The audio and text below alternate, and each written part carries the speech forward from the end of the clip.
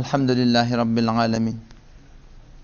الحمد لله كما أنت أهله، فصل على محمد كما أنت أهله، فافعل بنا ما أنت أهله، إنك أهل التقوى وأهل المغفرة.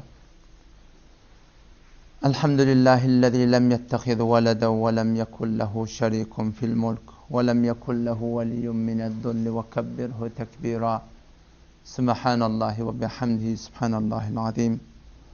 وصلى الله على خير خلقه محمد مصطفى صلى الله عليه وسلم. Gelgevnim sıdık bilen yalvar Allah'a. Gelgevnim sıdık bilen yalvar Allah'a. Yaradandan hiç yaşıran iş bolmaz. Rızk bir mıqdardır şahı gedağa. Qalam birdir mında yadan piş bolmaz diye. Tadı yazıp sıdarım bilen bayacak bolsa bayacak adamken. Rızk bir mıqdardır şahı gedağa. Qalam birdir mında yadan piş bolmaz. Bir neçeler yörter gece yatmayan, biri yatar öyde cefa tartmayan, taqdiri edildi hergiz artmayan, geden artık bolup yatan az qalmadı diye maqtum oluyor.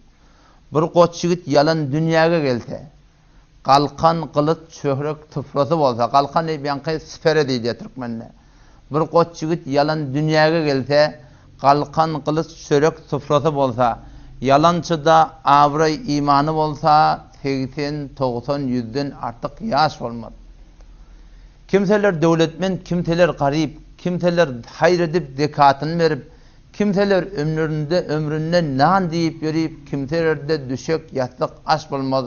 Maqtum oli bugününe şükreyle, Allah'ın kudretini görüp fikreyle, şundan şükretmeli. Nerede otiz? Allah'ın oyunu otiz. O ştada turmasak biz nerede oturacak? O şu gurrun başında turmasak biz neyme gurrun başında oturacak? Allah'ın ulu kamr ihsani, maqtum oli bugününe şükreyle, Allah'ın kudretini görüp fikreyle, rızk için gam'ime hakkı zikreyle, ayağın aşağında çivin, ayağın aşağında qarınçığa möymöcek gezip ya, qarınçığın gözü de yok. Biline qaim danıp duruyordu. Allah şunu kıyın getiriyor. Maqtum oli bugününe şükreyle, maqtum oli bugününe şükreyle, Allah'ın kudretini görüp fikreyle, rızk için gam'ime hakkı zikreyle, edelle yadılan tenden daş olmaz diye. Allah Teala Müslüman doğullum. Rızkı mukadder edip koyuptur. Dünyada kim bay olmalı, kim garip olmalı, kim ganimat olmalı, kim sağ, kim meriz. Allah Teala her kime bir forum sinaptır şu dünyada. Bayı baylığı bilen, garipliği bilen, şağlığı bilen, o gedalığı bilen, her kimi Allah Teala şu dünyada sinaptır. Dünyanın Allah Teala kafir de verttir, Müslüman da verttir. O sen şu zamanlarda görüyorsun ha, köp kafir dünyaya da kata Müslümanlardan dünya darrak. O geçen zamanlarda da Allah Teala Firavunyalık adamlara, o Allah Teala'nın düşmanı, Allah min ilah deyip duran zatlar, o şolları da Allah veriptir. Bu taraftan Süleyman Aleyhisselam'a da veriptir. Nemrud'a da veriptir. Ve ateynâhum mulken azîme, İbrahim Aleyhisselam'a da veriptir. Bizim Peygamberimiz garip geçiptir. Dünyanın bolmaklığı ya bolmasızlığı, bay bolmaklığı ya garip bolmaklığı, bir Allah Teala'nın yanına hiçbir kabuliyete deliller. Bir zatlar kabuliyete deliller. Belki bu zatlar Allah Teala her kime veriptir. Dünyanın Allah Teala min İslam'ı verecek deyiptir. Men kana yuridul acile, her kim şu dünyanın metaı zuhut gözlerinin idinne olsa, dünya olsa bolya, alıbilse Allah'ın olacak ya, Allah İslam'ı verecek demektir dünyanı. Halan adımı verecek men deyiptir. Men kana yuridul acile tuaccelna lehu fiha ma neşâ'u limen nurid. Allah biz halanımızı dünyanı verecek deyiptir. Halanı verecek demektir.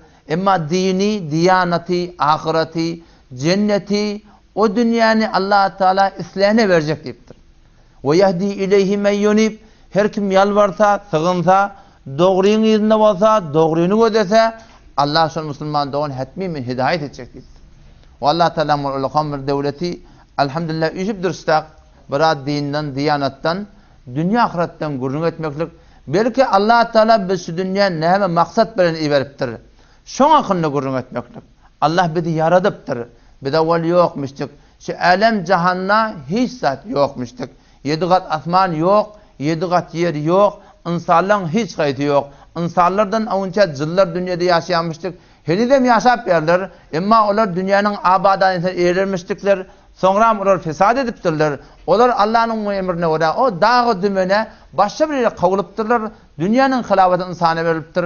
Olar insanın öňçäk ýaşaýanmyşyk, olar hem ol ýokmyşyk, hiç zat ýokmyşyk, kim barmyşyk, bir Allah barmyşyk. O Allahy ki yaratmaklyk bilen öz balygyndan habar beripdir. Allah özü Kur'an'ı özün tarif etýär. Allah näjir zat? Allah'da näjirlik ýok. Huvel evvelu vel ahiru vel zahiru vel batin ve huve bi kulli şeyin alim. Allah diýerler o zaty ki awallan barmyşdyk. Onun ibtidasy ýok. Vel ahiru Allah o zaty ki ahiretçilim boljak. Allah'ın intihaty ýok. Ve zahiru hem yerde Allah'ın kudreti görünüpdi. Vel batin ýöne Allah'ın özü göde görünmeýär. Allah şeýle bir zat göde görünmejegini özü aýdypdyr. La tudrikul absar, gözler Allah'ını görebilmeýär diye. Şurada tokta ne kadar gözlü adamlar var. O şu şehirde ne kadar gözlü adamlar var. O şu Ustani'de ne kadar gözlü adamlar var. O şu İran'da ne kadar gözlü adamlar var. O şu kullu dünyada ne kadar insanların gözleri var. O insanlardan başka ne kadar çerendeler var. Perendeler var, derendeler var. Nuri mahluklar var. Onlara ferişte değil ya. Nari mahluklar var. Onlara cin değil ya. Abi mahluklar var. O deryanın eteklerine. Haki mahluklar var. Yerin aşağına. Hemme heyvanlar, gözlü heyvanlar. Bilelikte hemmeti der'eyni vahid. Hemmeti bir anı vahid gözdeseler. Ki biz Allah'ını göreyli. Allah eylem ediptir. La tudrikul absar. Gözler Allah'ını görebilmeye. Ama ve huve yudrikul absar. Allah şol zati ki gözleri men görýänipdir. Göze dursun tamamı gözler göz. Dünyanın içinde ne kadar gözler var? Allah men hemme gözleri görýän. Göz dursun ya'lemu khainetel a'yun. Men gözün hıyanatını hem görýänipdir. Nirek gözüye onu görüyor. Näme maksat bilen gözüye onu bilýär. Ve huve alimun bizati sudur. Allah şeýle bir zat ki yürekde, gursakda näme basarlyaty, näme niyet bilen görünmerýär, näme niyet bilen gelipdir, näme niyet bilen oty. Allah şunun hemmetinden musulman doganym habar bar. Şeýle bir zat ki özünü tanıdypdyr. Yut'imu idriyen şol. Ve la yut'amu emma Allah idirmeýär. Ve la yut'amu Allah yenak. İdirip duran sol, getirip duran sol, batırıp duran sol, doğurup duran sol. Şöyle bir zat ki mettehada sahibete ve la velede. Allah menin oğlanım yok. Oğlan berýän men dipdir. Emma Allah menin oğlanım yok dipdir. Gyýd berýän men dipdir. Allah ýöne menin gyýdym yok dipdir. Ve lem tekul lehu sahibe. Denanan yaradan sol ve denanan insana Allah'ın öz adyny halal eden sol. Emma Allah'ın şeýle bir zat ki onun öz denanasy yok. Allah şeýle bir zat ki ol Allah'a ne yaparım deyip bolmaýar. Öyle dipdir. Ve la yuhitune bihi ilme. Allah'ın ne yaparını siz bilmeýärsiniz dipdir. Allah ne yaparım zat? Allah'da ne yaparımlık yok. Allah'da necrelik yok. O zat şeýle bir zat ki hemme zattan awal barmyşdyk akıllan, fikirden, vehmden, gümänden, göýüňde. Ey berteraz hiyal, vehm, guman ve berteraz hançe heme şenidiyim o dideyim o gofteyim. Defter be payan geçti, ömür tamam şud. Ma henüz der evvel vesfe tamam deyin.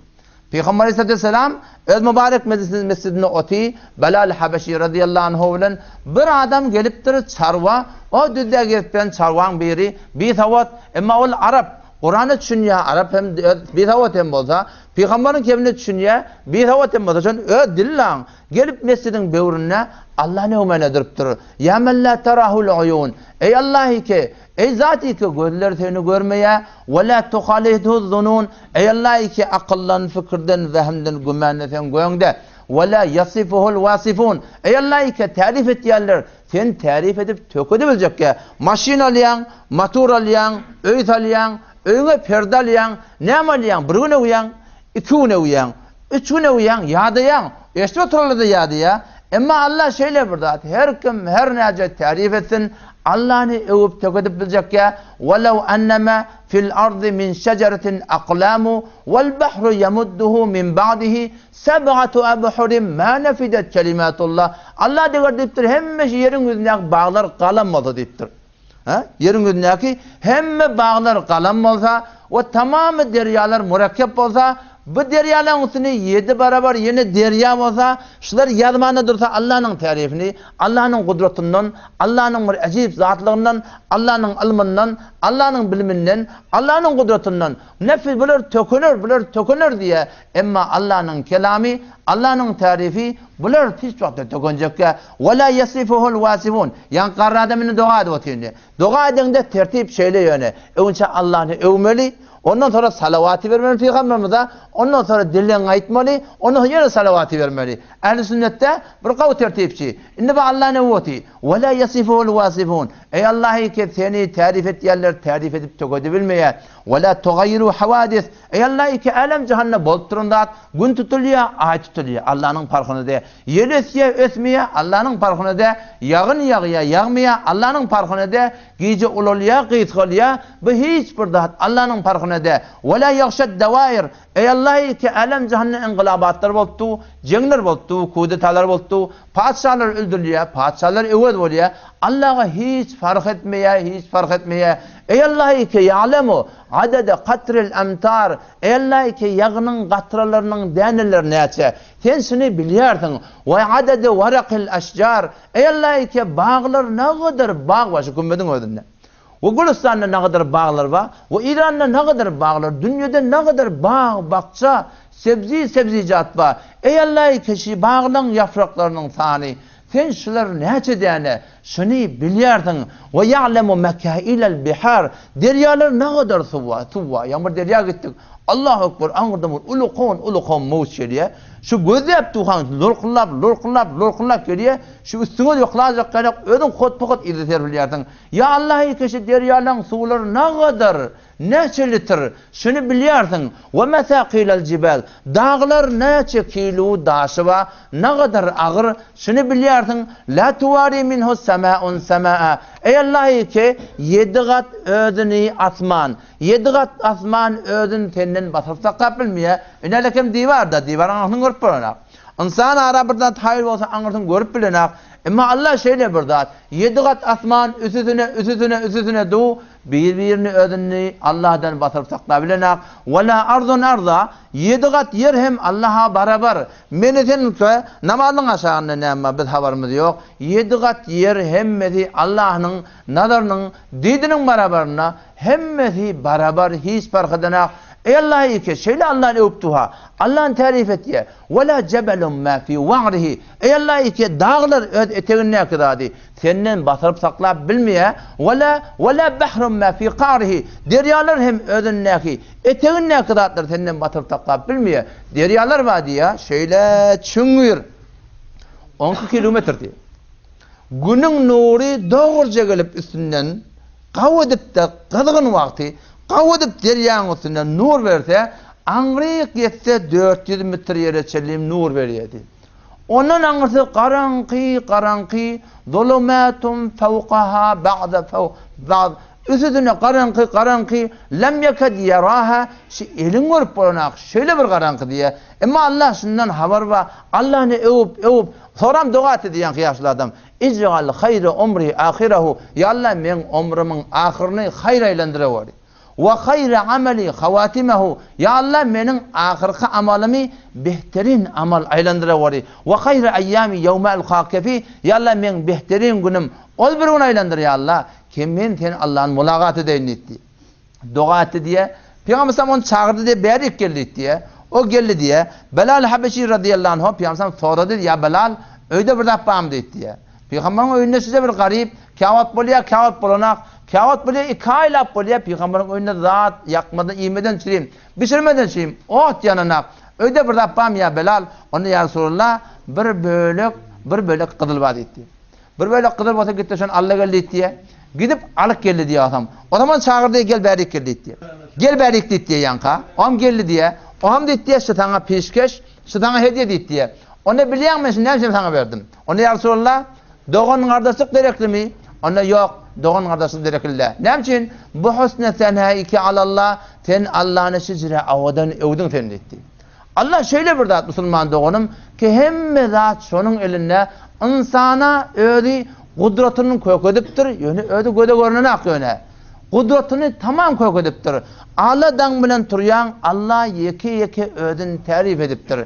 Her lehzede, her vakta, her mekanna, her halatta, her yerde, her vakti, her zamanla, 24 saatte Kur'an'la Allah Teala tamam nimetlerini yeki aydıptır. Ta insan anlasın, kesin nimetlerin hemmeti Allah'dan, Allah'ın elinden başka hiç kimin elinde zat yok. Aladan bilen turuyarsın, 100 saatten haberin yok. 7 kat saklap duran Allah, 7 kat yeri saklap duran Allah. İnsan gözünü açıyor, şu dünyaya gelip, asmanı kim yaradıptır? Yeri kim yaradıptır? Günü kim yaradıptır? Dağları kim yaradıptır? Veşşemsi ve duhaha. Qasam etiptir Allah güne. Günü men yarattım deyiptir. Vel kamari izâ telâha. Ayı Allah qasam etiptir. Ay günün izinne hemişe Allah aydı men yarattım deyiptir. Veşşemsi ve duhaha. Vel kamari izâ telâha. Günnüz bolya. Vel nahari izâ cellaha. Günnüzün yağtılığı hem Allah menden deyiptir. Vel leyli izâ yağşaha. Gecen qaranqısı qapqaranqı bolya. Gecen qaranqılıqda Allah menden deyiptir. Ves semâi ve mâ benâha. Asman yaradıptır, 7 kat üstünde Allah asmanın durmaklığı, bolmaklığı Allah menden diye. Vel ardı ve ma tahaha. Yer yaradıptır, yer yadılıptır, yalılıptır. Beygi va, çöküğü va, akarı va, durarı va. Hemmeti kimden? Allah'dan. Ve nefsi ve ma sevvaha. İnsan yarattır. Tamam candarları kim yarattır? Allah yaradıptır. Allah şeyle bir dat. Allah'dan bunun turuyarsın. Kudretlerini yatlaya insana ve huvellezî Allah diyorlar sol zati ve de öde görünen aka.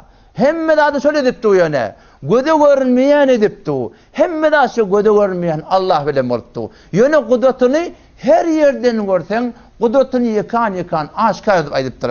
Ve huvellezî Allah deyip o zata diyorlar diye. Özün tarif et diye. Yeteveffâkum billeyl. Gecetedin canını alıyor diye. Adam yatıyorsun can çıkıyor canın vücudundan. Can ruh gezmeyene gitiyor. Bir irtibatı var senin cismin bilen Allah'ın iradesi de uğurluk geliyor. Yoksa kullen gitiyor uğurluk gelmiyor. Ve huvellezî Allah ol zati yeteveffâkum billeyl. Gecetedin canını alıyor. Uqlatiyan sol ve ya'lemu ma cerahtum bin nahar. Gündüz hemen sizden haberim ma neme günah etyarsın neme sevap etyarsın. Allah bundan haberim ma. Thumma yeb'asukum fihi. Dangatıp dursun her vakt Allah'ın iradeden vakti. Yamaşadan Allah men siz diretiyen. Thumma ileyhi merci'ukum. Yamaşadan siz bize karşı uğurluk gelecek. Thumma yunebbi'ukum bima kuntum ta'malun. O zaman Allah men sizin yekan eden işlerinizden Allah men haber verecek deyiptir. Göğe çıkım geliyorsun sıfran başına. Sıfran başında ne ama? Çörek ba, nohut ba, lepe ba, penir ba, başa ne ama? Et ba her bir dat. İyicek boluyorsun. Allah nimetlerini yaraptır. Su ve çay içecek boluyorsun. Allah soruyor. Eferaytumul ma'allezî teşrebûn. Hey benim o de diye. Sen şu içeceğin suyun görüyorsun sen şimdi diye. Nimetlerini yatlaptır. Entum enzeltumuhu minel muzun. Şunu bultun siz indiriyorsunuz mi? Em nahnul munzilun. Ya Allah biz indiriyoruz mi diye. Biz indiriyoruz mi? Pirli indiriyor mi? Peygamberli indiriyor mi? Kim indiriyor? Allah indiriyor. Lev neşâhu cealnâhu ucâca ve deybennem. Eğer menesi hemsini şor ederim diye. Defeden gelen şor olsa yerin yüzündeki hem mesular şor oluyor. فَلَوْ لَا تَشْكُرُونَ. Siz ne şükretmiyorsunuz beni Allah'ın suyunu içip yine nafermani etiyorsunuz. Yine naşkurluk etiyorsunuz diye. Ondan sonra icik buluyorsunuz. O çörek ba, yine burada ba. Ne kadar dağıtır, ekiliptir, taam oluptur, geliptir, çektirme va, süzme va, lepe va, meş va, her neme kavun va, buğd alacak kavun, buğd alacak karpuz, buğd alacak meyveler tamam bağdarın içinde. Porum meyveler, hevat eden meyvanı her ayda meyveler evvel oldu. Her fasilde meyveler evvel oldu. Tadın beri maşiller dağıtır çıkıp yok meyveler. Barıp ol ehvazın, Şirazın karpuzda bizim aramızda yok. Getiriyorlar. Tamam bağdır dolu. Allah'ın nimeti. Allah yada verir diye. Ey benim o da diye. Eferaytum ma tahrusun. Siz ekiyen dağıtlığını görüyorsunuz mu diye. Ne kadar kavun, karpuz yine burada ekiyorsun. Min bir umut bilen ekiyorsun. Meyveden ekiyorsun. Rahat istemal edip yersin. Allah soruyor. Entum tezra'unehu. Şunsuz görüyorsunuz mu diye. Zürret ekip dursun. Zeytun ekip dursun. Kavun ekip dursun. Karpuz ekip dursun. Arpa buğday. Min bir umut bilen ekip dursun mu diye. Ondan sonra çık kaydip dursun. İnni mümkünden oğlu verecek. Onun için kıyı çıkaracak, onları öy alacak, motor alacak, maşin alacak. Bizim tamamı hasta hayır zindagimiz. Öğlenecek. Ola hamur kaygı. Tamamı hasta hayır zindagimiz. Şu ekleyen zatlara bağlışıklı. Allah soruyor. Afaraitum ma tahrutun. Şu ekleyen zatını görüyorsunuz. Ha? Antum tezra'unehu. Şunu siz görüyorsunuz. Benim göde şunu ten görüyorsunuz. أم نحن الزارعون يبدو قرتيات مسنية لو نشاء لجعلناه حطاما اگر بدا الله تشكن درهم هم درغدك قرتيه arada bir portakalyan menen göründeş boldum. Portakalyan Celilliye hem sayılan biri adam ol öyle şu hayat fiş edemde gurrun verdi bir bağ almana vardım diye portakal. Bağ almana vardım dozu bir hektar tım tıkıl portakal. Acayip koygarttır diye. Çuğuna vurmana durduk diye. Men dedim 15 milyon ya. Yok 17. 15 yarım yok 17. Angrik berik bekeş. Men 16'a veresen şimdi dedim. Yok 17. Ahir oňuşman çykyp gaýtdym diye. Allah gece jewene giberdi diye her gaşy şeyler. Her gaşy şeyler jewene. Daňatdan da ýeňiripdi Celiljan näme alsaň al gelsin Allah aýtdy. Law nasha'u laja'alnahu hutama diýen aýtýançy. Eger biz Allah dedip, şuň hemmesini dargadyk göberer. Arpa buğday baş çıkarıp geliyor. Yani iki ayağın kalmadı. Indi baş çıkarıp geliyor. Seninle erteği orcak deyip duğan. Katı yel göverip birbirine vurup denilen hemen döküp göverse cevene giverse ne mi kalacak? Allah kudretine aytıyor. İnelekem şu an Yahud kış geçti. Allah o da şu tamam nimetleri. Allah kudreti bilen yadaver ettiriyor. Ot yakıyor. O kadimman neft yakılıyor, geral yakılıyor. Onda da mana ağaç yakılıyor. Bu da mana giyad yakılıyor. Motor burada yakıptı, maşin burada yakıptı. Biz güllü yani böyle şeyler gidip gelip yat. Allah'ın nimetini tarıyor. Eferaytum ma turun. Teşi yakyan attığını görüyorsunuz diyor. Fakat yakyan o adın göründe ha. Maşinin burada yakıyor, motorun burada yakıyor, uçağın burada yakıyor. Şuna mevatı soğuktan iyisi. Entum enşa'tum şecerataha. Şun mevatı soğuktan iyisini. Siz doğruluyorsunuz mu?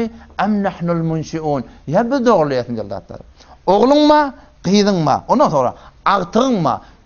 Çavuluk boluyor. Ondan sonra yoluk boluyor. Yoluğa görüyor ne adın ne? Allah tamam oğlan hoşunusun ne? Allah tiri iki nimetlerini sana yaptırır. Eferaytum ma tumnun. O vede benim. Şol böktürüyen soğun görüyen mi diye. Allah'a yorgunun sünnen haber var ha. Ha? Şu böktürüyen soğun görüyen hava. Entum tehlukunehu. Şu siz beceriyorsunuz mu diye. Em nahnul halikun. Ya Allah biz beceriyoruz şunu diye. Bir de haber mi diyor ondan? Nire kaçıptır? Ne yaparım optır? Ne acır optır? İhkayıptır. Denelemeyin. Arfa bir hektara ne çötün arfa? İhkayıptır. Gömük kaydıptırdın, öğüttürdün, narahap boptun. Ve şuna arfa ekmellemişik ki, buğda yekse kavolmam ka, inni dökün tohumunu yığınap olana. Allah'ın nimetin saniye, innallaha felikul habbi ve neva. Birçok şol Allah deneyen göğürtüyesi diye. Bir de göğürdüm da var. Gömük kaydıptır. Ve neva, şenu de göğürtüyen şol musulman doğan. Ve sakhara şemse vel kamer. Ay bunu musakhar edittirin şol. Allahullezi, Allah deyip, ol zatı diyelle. Allahullezi يرسل الرياح فتثير السحاب فيبسطه في السماء كيف يشاء ويجعله كسفا فترى الودق يخرج من خلاله Allahullezî Allah deyip o zata diyerler yursilur riyah yerleri sürüyor fetusiru sahaba bulutları koyan kaldırıyan o de tamam şoğunu kudretli görmüştü feyebsutuhu fis semai keyfe yaşa Allah o zatı keşi bulutları atmanla porum şekil yediye ve yecealuhu kisefe üstüne koyuyor tım tıkledik koyuyor fetteral vadqa yahrucu min hilali sen güneşin arhın yağın yağdırıyan kim? Yağın yağdırıyan Allah yuhricul hayye minel meyyiti ve de bennem diye inelekem ölüp yatan dehane ne kadar bir dehane der o 1 hektarda ne kadar dehane var 100 hektarda ne kadar dehane var tamam ölüp yatan dehaneler var arpadan buğdaydan kavundan karpuzdan kediden hıyardan pomodardan tamam ölüp yatan dehane Allah kudretine etti ve de diye yuhricul hayye minel meyyit Allah o zatı keşi ölüp yatan dehaneden diriğini çıkarıyor diye ölüp yatan dehanem İstatıyor ona ve muhricul meyyiti minel hay Allah o zatı ki ölüğünü de diyerden çıkarıyor diye ölüp yatan yumurtla diğer tavuktan çıkıyor ölüp yatan nutfa insandan çıkıyor. Tağatıptır, karfız olup geliyor. Günden olup geliyor. Ödü diri içindeki değerliler ölü. Qawun tağatıptır, ödü olup barya. Ödü diri içindeki de ölü. Allah deyip şonu diyerler. Zelikumullah. Şiri etiyana Allah diyerler. Felikul isbah. Danatırıyana Allah diyerler. Ve cealel leyle sekene. Geceni aramgahadına Allah diyerler. Ve şemse vel kamera husbana. Ayvuni belli bir nizamının aylap getirip durana Allah diyerler. Zalika takdirul azizil alim. Zalikumullah rabbukum. Şiri etiyana Allah diyerler diyor. O Allah hemme kudretini Müslüman doğun her yerde koyup doğu. Bir film gördüm. Bir mesihiyet ya da Müslüman mıdır? Öksürmesini ayttım üstadı. Aydamak mı? Azber kengurun buraya nerede tekrarı buraya nerede tekrarı ben bilemem. O tekrarı koysa mahfedin kulağı. Bir mesihiyet cavan oğlan Müslüman mıdır? O zaman bundan filmlerde ayettirler, biz filmini gördük, o eten zirne biz ettirler. Bundan sonra ya Allah, sen ne yapar Müslüman olun diyelim ona. Onda ben bir cavan oğlan dostum vardı, Müslüman değil. O ama bir man kitap getirip verdi diye, bir kitap, tez kitabı okuydu diye, kitap aldım diye, bir kaptalını ödedim, bu nevi senden adı yok. O kaptalını ödedim, nevi senden adı yok. Bu kim yaptırma dedim diye, bu yarılan kitapta, İverilen kitap. Kimin kitabı? Allah'ın kitabı. Allah kim? Allah 7 kat asman, 7 kat yerin yaradana Allah diye. Acayip kitap. O okuyun şimdi diye. Okuydum diye. Avvallan ahirina, avvalki kelam Kur'an'na acayip Allah diye. Zalikel kitabu la raybe fi. Rayb diyeleri en tecik şeke diyeler. Biraz şek böyle bir şek et diye. Rayb diyeleri en tecik şek. Şu bir kitabı kesinlikle küçüktürün şek yok. Okuydum. İslam neme, Kur'an neme, din neme, diyanet neme, dünya gelmekten maksat neme, insan neme için yarattır. Kur'an'ı açıklap Allah ediptir. İslam'ın haklığı, hakkaniyetliği men yüreğime düştü diye. İman getirecek oldum diye adam. Kadimin Mesih'i abi. İman getirmekle irade ettim. 6 aylarda motoret ettim. Ne yaparım iman getireyin? Haçını iman getireyin? Nezri iman getireyin? Kimin yanına iman getireyin? Şeydik gelip yani 6 ayda şeyle geçti. Ben ahir dedim diye ben haram ilametem yaxşı. Ben iman getireyin dedim diye. O zaman sonra adet Mesih'ime göre oyuma girdim diye oyuma. Bir gece oldu diye gecede otoklar diye pencereleri açtım diye. 7 tane şem yaktım diye adam. 7 tane şem yaktım. O hem yakıp diye bir yerde oturup dua etmedim. Ya Allah, men senin bağlığına hem de şoňulna da hem de koygatdyran şo. Ya Allah, senin kudretina, senin bağlığına, sen menin halikim, malikim, razıklyňa men iman getirdim ya Allah. Sen ya Allah bir kudretin ya Allah men sana iman getirecek. Sen bana bir kudretin köket, seninle bağlığından meni gözläp durandan şu şemle bir söndürsen dedim ya Allah dedim. Bir 7-5 söndürün dedim diye. Amin kabul olsun dedim diye. Şem öňkü duran ýerine de gymlanak diye. Ve Nazire Oliyavi girdim çıktım Yamaç'tan oylandım diye. Yamaç'tan yeni elim serp dua etmeye durdım. Ya Allah hem sönmesin 8 denişem 7 denişem hem sönmesin ya Allah 4 sönse de oluyor. Bir yeri ver bir de adet. Bana da bir alamet koyku diye Allah dedim diye. Men de bir bana da bir kudret koyku diye Allah dedim diye. Men iman getirecek ya Allah.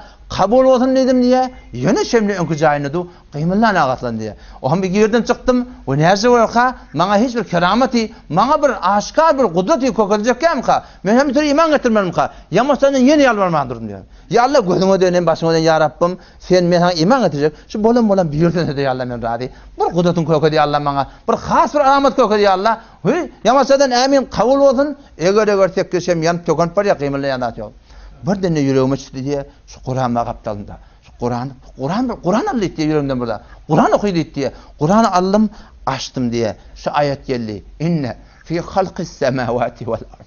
Bir şey asmanların yaratmaklığına, vel ardı yerlerin yaratmaklığına, vaktilafil leyli ve nehar. Gece gündüz gelip tu, gece ulolya, gece gıytkalya, gündüz ulolya, gündüz gıytkalya, gece gündüz tavlap tu, getirip tu, ve enzele mines semai ma, asmandan defin suğun inmektiğinde fe ahya bihil arda ba'de mevtiye ölüp yatan yer ölenden sonra dirilmektiğinde ve tesrifir riyah yerler gidip tu dört taraftan gidip tu gelip tu şulan hemmesinde la ayatil li kavmi yaqilun akıl eten adamlara ulukon nişanlar var Allah'ın bağlığına hemmeden Allah'ın ellerinde şondan başka hiç kimin elinde zat yokluğunda şu ayeti okudum Kur'an okudum teppa secdeye gittim ya Allah hemmeden sen nittu dedim. Ha Müslüman doğan. Şöyle bir Allah'ımız var. Şöyle bir Rabbimiz. Şöyle bir Halık'a, Malık'a, Razık'ımız. Ki kullu vücudumuz şoňalynda. Şol Allah bizi yaradıptır. Nerede yaradıptır? Öyle ediptir. Yahluqukum fi butuni ummahatikum. Biz siz yaratýar Allah Taala. Eneliňizden gewrehiniň sünne diye. Enen gewrehiniň sünne halqan min ba'di halqin. Merhele merhele Allah bizi yaratýar ediptir. Fi zulumatin talat. Üç tane garaňkylykda Allah bizi yaratýar ediptir. Enen garnyň sünne näme? Enen garny dursuna. Öz garnyň sünne nämeşinden habaryň ýok. Dükterler bize diýipdir, "Ştada kalp bar" diýipdirler. Bu tada rude bar diýipdirler. Bu tada meri bar diýipdirler. Bu tada mäde bar diýipdirler. O tada falan diýipdirler. Fakat bar diýipdirler, öz içinden özüň habaryň ýok. Aýlanypdy, dolanypdy, boşapdy, dolupdy, boşapdy, dolupdy. Allah enen gewrehiniň içinden habar berýär. Enen gewrehinde näme diýär? Fi zulumatin talat. Üç tane garaňkylyk bar enen gewrehinde. Allah men sizi şo tada yaratdym diýär. Inerekem wede Aynen marip gözüm yemsam nur va anlayarsın. Elin şeyle koydun da şöyle kap karanqı. Bunu bu tadı koyup bilelinde gördüğün üstüne koysan kap karanqı. Kap karanqı enen gewrehine Allah üç tane karanqılık koyuptur. Bir enen qarny, ondan sonra rahim deyip bir dappa, onun içinde meş'eme barda oğlancık bilen dünyaga gelýände da yani eşen yalık burada bolýar, malgar dünýäge. Üç tane garaňkylykda Allah meni seni yaradypdyr. Ve laqad halaqnal insana min sulalatin min tin. Bidun şek Allah bizi yaratdyk insany palçygyn hulasy çekidetinden. Biz hemmejem awal Adam ata yer demiştik ol zaýyna. Adam ata yerden mottur ol zaýyna. Bidem awal yer demiştik. Ene tamam gawun ettir, garfy ettir, portkal ettir, mäş ettir, lep ettir, zahyryn et ettir, heýwanatlar ot ettir, ondan sonra et bolupdyr. Şol zerre imitler ene teyiptir, o näme tedbir bolupdyr. Tumma ja'alnahu nutfa. Şu gazalary, zatlary ene taňdy iydi diýe Allah. Biz şonu tebdil we nutfa etdik diye. Fecalnahu fi qararin makin. Biz sizi şu bir damja suwy o qararga eneňiň gewrehiniň içinde şol üç tane garaňkylykda Allah meni zahledim diye. Ondan sonra thumma halaqnan nutfata alaqa. Inne wede gözeşte zindegimiz şey. Bizden bir zindegi geçipdir awal bu dünýeden. Bu dünýä gelmekek. Biz ondan habarymyz ýok. Inalekem bu dünýeden soňra da bir zindegi geljek. Ondan ne habarymyz ýok. Awwaly garaňkylykda başlapdyr. Inalekemde ýene bir garaňkylyga girjek. Agaç ata mindirseler, gelmedi ýola gönderseler, garaňky gabra inderseler, neçek geçer halyň seniň. Awwal garaňkylykdan başlapdyr. O garaňkylykda näme bolupdyr? Näme halat ba? Näjile bolupdyr? Näpem doglanıpdyr? Kulak näpem, burun näpem? Aslen biziň küçükdirin habarymyz ýok. İnelekem agaç ata mindirip, dar çukrat alıp, garaňky çukrat aljaklar, o garaňkydan da hiç kim habar ýok. Kimin habar ba? Allah'ın haber var. Resul Allah'ın haber vermeklik bilen bize haber veripdir. Geçende bir garaňkylyk Allah şondan haber veripdir. Geljekde de garaňkylyk Allah ondan haber veripdir musulman doganım. Tumma ja'alnan nutfata, tumma halaqnan nutfata ve diye. Gözeşden şu diye. Tembun kon xiyabanna şeýden kiş bolup, aňyza adam maqadip, badyňa gowunyp, budyňa gowunyp, kuwatyňa gowunyp, malyňa maşynyňa gowunyp, sen namaza baraňak, namaz jamata baraňak, sen zekatyň beraňak, sen üçür zekatyň beraňak, sen namehrem rahat edin. Sen Allah'ın dinine ora bolmazak bolyan. Sen kimsin niye? Allah sen kimsin niye? Sen tanı diye. Thumma halaqna nutfata alaqa. Sonra biz bir damja suwy alaqa bir parça qan etdik diye. Qap qaragan muttasıl var. Qap qaragan. Thumma halaqna alaqata mudgha. Ondan sonra qap qaragany Allah bir bölek et etdik diye. Biz haberimiz yok ondan. Thumma halaqna mudghata izama. Ondan sonra bir bölek eti biz sünk ettik diye. Sünk boldur. Hamdırın sünk yani. Ondan sonra fakasawna al-izama lahma. Şu sünkün defetinden biz et giydirdik diye. Thumma ansha'nahu halqan akhar. Ondan sonra Allah biz öz ruhumuzdan şuna can verdik diye. Fetebarakallah ahsanul haliqin. Ne kadar babereket ol Allah ki behterin halkına wada awal yer dedi nutfa tebdil boldy. Nutfadan sonra gelip näme bir parça kan, bir parça kandan bir bölek et, bir bölek etten bir bölek sünkten ona can we gulak burun her gaýta bir yerden çykyp bir de Allah yaradypdyr musulman dogan enemden görün içinde yöne diýe elam edipdir. Thumma innakum ba'da zalika lamayyitun. Ondan sonra siz hatmin siz ölecek diktirler. Yani näme diýär Allah? Şu dünýä bihude del. Şu dünýä ýaşamaly yer del. Allah biz şu dünýä musulman dogallam. zendigi etmesini vermeptir. Şu dünya zendigi etmeli yer değil. Belki şu dünya zendigi becermeli yer. O nezre Allah meylam etti. Thumma innakum ba'da zalika thumma innakum yawmal kıyameti tub'atun. Yamasadan inelekem göre girdiniz, kabre girdiniz, kıyamet bolacaktır yamasadan görden çıkaracak, dirilecek diye. Ne men elam ettir Allah Teala? Kimmeniden Allah Teala şu dünya zendigi becermeden simi verdi Müslüman doğan. Saf sade soraptır. Afa hasibtum annama halaqnakum abata? Ayetiz gümen ettiyersiniz diye ki biz siz bihude yarattık mı kadir?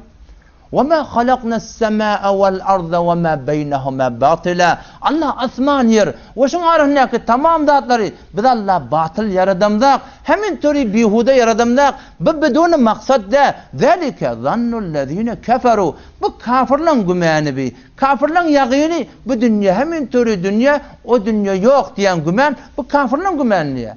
Afa hasibtum annama halaqnakum abata? Ayetiz güman ettiyersiniz ki biz siz bihude yarattık mı kadir diye. وَاَنَّكُمْ اِلَيْنَا لَا تُرْجَعُونَ. Siz bize uğurluk getirmir diyen gümanınız var mı diyor. اَيَحْسَبُ الْاِنْسَانُ اَنْ يُتْرَكَ سُدَى أَلَمْ يَكُنْ نُطْفَةً مِّن مَّنِيٍّ يُمْنَى ثُمَّ كَانَ عَلَقَةً فَخَلَقَ فَسَوَّى فَجَعَلَ مِنْهُ الزَّوْجَيْنِ الذَّكَرَ وَالْأُنْثَى أَلَيْسَ ذَلِكَ بِقَادِرٍ عَلَى اَنْ يُحْيِيَ الْمَوْتَى. Saf sade Allah kıyameti açıklayıp düşündürüptür. Kıyametin bozukluğunun hakkında. Allah kıyamet, cennet, cehennemi fakat bir adam görüptür. O da Muhammed Mustafa sallallahu aleyhi ve sellem. Kalan biz görmeyiptir. Görmeyen Allah, görmeyen Allah'a, Allah kudreti bilen imana çağırıyor. Görmeyen kıyamata, Allah aklın bilen, fikrin bilen imana çağırıyor. Ayahsebul insanu ayyutraka suda. Ay insan güman etti ki biz şun muhmele bihude yarattık mı kadir? Namaz okuydun, okuymadın desen mi olsun erti? Ha? Namaz zekat veriyen vermeyen den mi olsun? Üsür veriyen vermeyen den mi olsun? Mehrem namehrem rahat ettiyen den mi olsun? Giyin konak oğlan sonra giydiriyen, dar konak giydiriyen den mi olsun? Halka vara bolmollayıp halkın gevunne degiyen den mi olsun? İle vara bolmollayıp dini degiyen den mi olsun? Bir bolmaya diye Allah Teala. Alem yekun nutfeten min meniyyi yumna. İnsanın yadından çıktı mı? Ayas insan bir damza tuğ derdi mi? Ol bir damza tuğ ki ol meniden, portayıp batan meniden yumna o tuğ konu oklanlı. İnen gevurhan süne. Thumme kâne alaka. Ondan sonra bir parçakan. Fehalaka fesevva. Yaradan sol. El ayak göz kulak. Hemradı barabar eden sol. Feceale minhu zavceyni zekara vel untha. Erkekeden sol, denaneden sol. Denanan Allah bizim el ihtiyarımda koyuptur. O ben erkek boldum. Erkekliğine ihtiyarı yok. Erkek bolmakın ihtiyarı yok. Denanı bulmak ihtiyarı yok. Allah ediptir. Allah inni soruya. Aleyse zâlike biqadirin alâ en yuhyiyel mevtâ. Aya şol Allah kadir der mi ölüler diriltmekle diye. Ha? Şol Allah kadir der mi ölüler diriltmekle diye. فَلْيَنْظُرِ الْاِنْسَانُ مِمَّ خُلِقْ. İnsan gözü nemeden yaradıllı. خُلِقَ مِنْ مَاءٍ دَافِقٍ. O yaradıllı şol böküp çıkyan sudan. Kur'an'ın misali ha. Kur'an'ın misali. Su nereden çıkıyor? يَخْرُجُ مِنْ بَيْنِ الصُّلْبِ وَالتَّرَائِبِ. O su çıkıyor erkek adamın birinin arasından, zinananın kursağının arasından. Bir misal Kur'an'ı neymiş diye. Bu basarıl yatanlar tabi. Yorunun sünnet kurun o. Kur'an neydi bir misal veriptir. Allah şunu tündürek oluyor. Sen şunu oylan diye. İnnehu ala rac'ihi laqadir. Bir şekşol Allah insan evlat diyor. Set derset kadirdir diye. Bir kafirin biri geldi diye. Arabi getbilen çobanın biri. Peygamber sallallahu yanına geldi diye. İman yok henüz. İman yok. Geldi diye. Geçemenin kolu karran birini alıp geliptir. Damağına çalıp geliptir o zaman. O zaman oradan geliye düyeti bilen ya atı bilen. Elinden geliye damak çalıklı. Şöyle atı sallak geliye. Peygamber sallallahu mübarek meclisinde oti. Gele akalım şöyle okladı diye. Peygamber sallallahu öyle. Güp billep düştü diye. Ya Muhammed diye. Eğer işi dirildi. Ondan sonra ve şayetçilik verse ki sen şunun peygamberi men iman eteceksin peygamberliğine dedi. Ona Arabi dille zap diyor zap. Küçülü temsah ol. Eğer şu dirilse damağın sağlıklı kullen ölüp yatı. Eğer şu dirilse ondan sonra dirilip de şayetçiliğim keplese. O şu zamanda adamın öldü keplen ağa. Böyle damağı sağlıp yatı şimdi. O da adamın özü keplene, bulan heyvanın ülpeti. Eğer öyle dirilse, ondan sonra şayetçılığa mörtek ki sen Allah'ın Resulü beni iman edecek. Peygamber bir ağız ya zat diyen gödünü bir ayladı yatan yerine iki yanına kaldı diye lebbeyk ve sa'deyk ya zeynemen vafa yevmel kıyame lebbeyk ne diyeceksin teyyar ne diyeceksin teyyar ve sa'deyk men beter hoşbagt iki cihanın Resulü beni çağırıptı ya zeynemen vafa yevmel kıyame izadike cennetinin hürmetine odalarına ne diyen diye ona men tabut diye soraptı onu hayvandan soruyor kime ibadet ediyen diye. Onunla diye men fis semai arşuhu men Allah'ın ibadet ediyen ki onun arşı asmanına ve fil ardı sultanuhu onun hükümeti yerin yüzünde ve fil bahri sebiluhu onun yolu deryan yüzünde ve fil nari ikabuhu onun azabı cehennemde ve fil cenneti rahmetuhu onun rahmeti cennette men şunu ibadet ediyen men ene diye men kim diye. Onna bizim peygamberimize geçen peygamberlere bir iman gerek ki olur peygamber bizim peygamberimize iki tane iman gerek. O şey hayvan olup şunu biliyor hani. Hayvan olup bizim peygamberimize iki tane iman getirmeli. Onun ayıttı diye ente Resulü Rabbil Alemin bi bırakın peygamber Allah'ın peygamberden dedi. Ondan sonra ve ente hatemun nebiyyin sen son peygamberden dedi. İkisinde ben bizim peygamber değil ama son peygamber değil mi? Şulardan da iman yok. O hayvan olup şunu biliyor. Ente Resulü Rabbil Alemin. Sen Rabbil Alemin'in sen peygamberi. Ondan sonra ve ente hatemun nebiyyin. Sen son peygamber. Kad aflaha men saddakak. Bidun şek hoşbakt bollu. Ola demek ki senin iyiliğin ödüste. Ve kad khabe men kezzebek. Bidun şek betbak bollu. Ola demek ki senin Resulün iyiliğini etmedi diye. Arabi gözdepti şöyle gözler dört buttu. Allahu Ekber. Hayvan keplettu. Eşhedü en la ilahe illallah. Ve eşhedü enne Muhammeden abduhu ve resulü.